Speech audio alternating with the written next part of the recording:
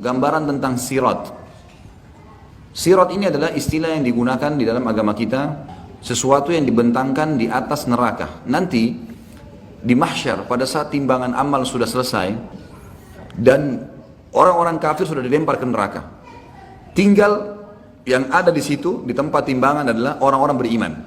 Orang yang beriman sudah berhasil lolos timbangan amal mereka lebih baik akan masuk surga, dan orang beriman yang timbangan dosanya masih lebih berat, mereka berkumpul satu sama yang lain tuh di satu tempat. Maka pada saat itulah dibentangkan sebuah jalan di atas neraka, dibentangkan di atas neraka. Kemudian itu yang dikenal dengan sirat. Jalan ini berbeda teman-teman sekalian, bukan jalan biasa, jalan yang sangat licin, gelap, dipenuhi dengan besi-besi tajam yang akan menyentuh tubuh orang-orang tertentu. Di kiri kanan sirat akan ada malaikat yang siap untuk memotivasi orang-orang beriman untuk lewat. Yang sisi yang kanan, sisi yang kirinya akan menjatuhkan orang yang layak untuk jatuh. Dan ingat, yang lewat di atas sirat adalah orang-orang beriman. Tapi dua golongan, orang beriman yang lolos masuk surga karena di ujung neraka ada surga. Nanti setelah ditimbang amal kita akan lihat surga tuh, tapi jauh. Kita harus lewatin neraka, nggak bisa enggak. Ma minkum illa wariduha. Tidak ada seorang pun kalian kecuali akan melaluinya. Kata ulama tafsir adalah yang maksud orang-orang beriman.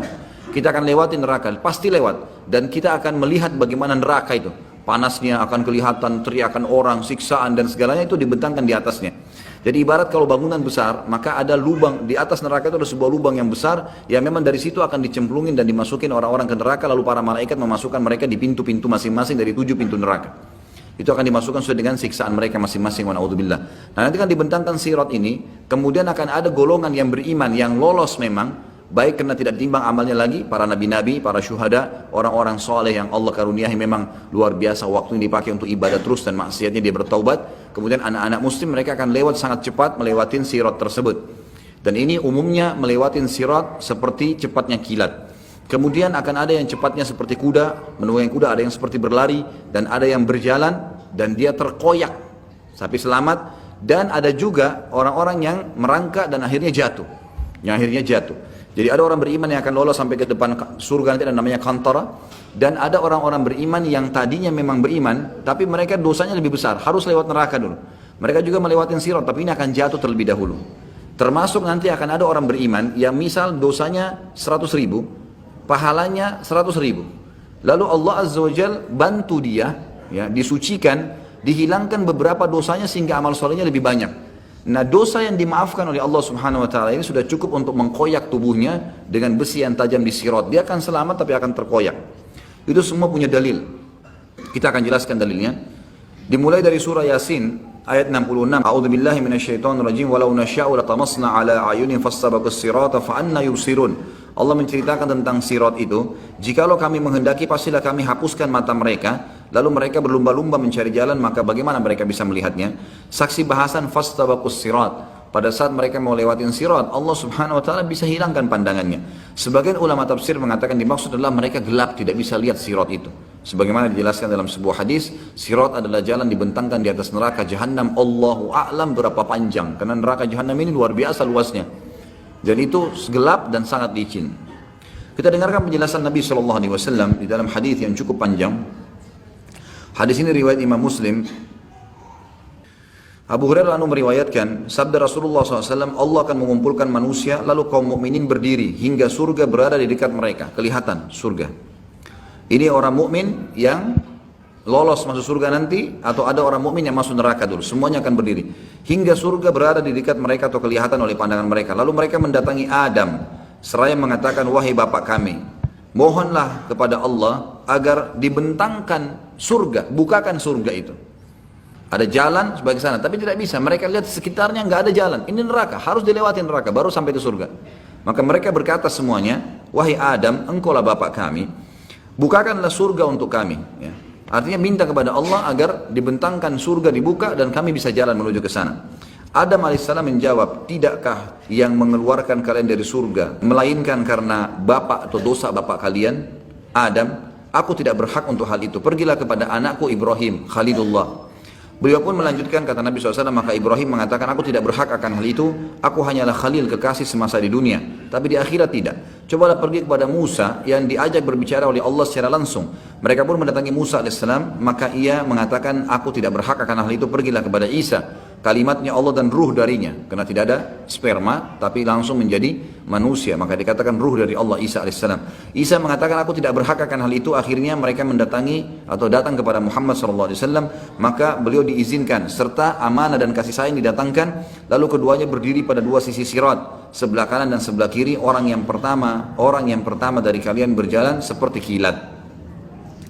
Abu Hurairah mengatakan, aku mengatakan ayah dan ibuku sebagai tebusannya wahai Rasulullah. Bagaimanakah jalan seperti kilat itu? Golongan pertama yang lewat itu akan seperti kilat, dan ini para nabi-nabi, para syuhada, yang orang-orang pilihan yang masuk surga tanpa hisab, termasuk anak-anak muslim yang meninggal sebelum balik, mereka akan melewati sirat seperti kilat.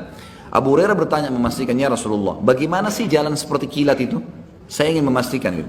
Lalu beliau menjawab, apakah kalian tidak melihat kilat bagaimana ia datang dan pergi dalam sekejap mata? Lalu kata Nabi SAW, kemudian ada golongan kedua yang akan lewat seperti burung yang terbang, dan ada yang ketiga seperti laki-laki yang berjalan cepat. Amal-amal mereka lah yang menjalankan mereka sesuai dengan keadaan tadi. Kalau amalnya luar biasa, mereka seperti kilat.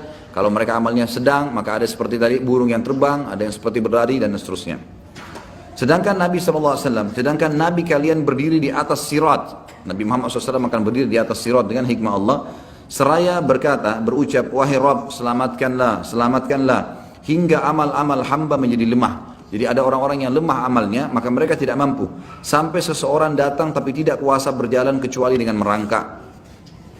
Di kedua sisi sirat terdapat besi-besi runcing yang tergantung, serta diperintahkan supaya merengut siapa yang diperintahkan kepadanya. Ada yang terkoyak tapi selamat. Nah, ini yang terkoyak tapi selamat yang saya jelaskan tadi, orang-orang beriman yang tadinya punya dosa lebih banyak daripada pahalanya. Ya, tetapi dosanya dimaafkan oleh Allah. Misal 100.000 dosa dengan 100.000 pahala. Diampunilah beberapa dosanya sehingga pahalanya lebih berat dan akhirnya dia lolos ke surga. Tapi karena ada dosa tadi yang berimbang itu, atau ada dosa yang lebih dan dimaafkan, ini sudah cukup membuat mereka terkoyak, tapi mereka selamat. Terkoyak dalam arti kata mereka luka dengan besi-besi yang tajam. Mudah-mudahan tidak termasuk ini. Kita termasuk orang-orang yang awal masuk surga tanpa hisab.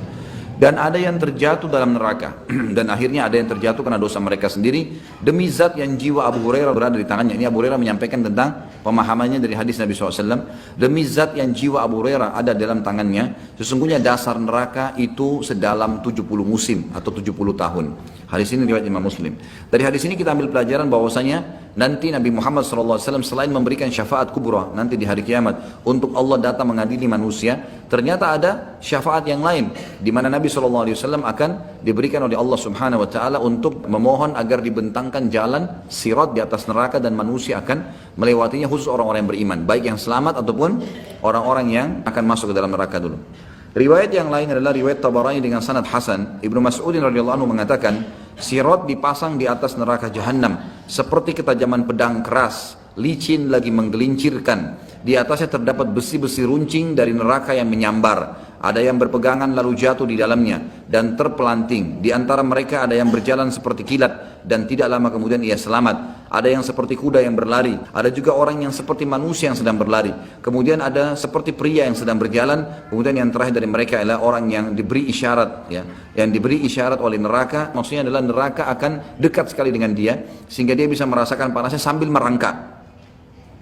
Dan akhirnya dia terjatuh di dalamnya karena masih ada dosa tertinggal, hingga Allah memasukkan orang-orang yang lolos ke surga dengan karunia dan rahmatnya. Hadis ini melengkapkan hadis yang sebelumnya tentang masalah, ya, bagaimana orang-orang melewati sirat nanti akan lolos masuk surga tanpa hisab, dan juga orang-orang yang harus melewati neraka dulu.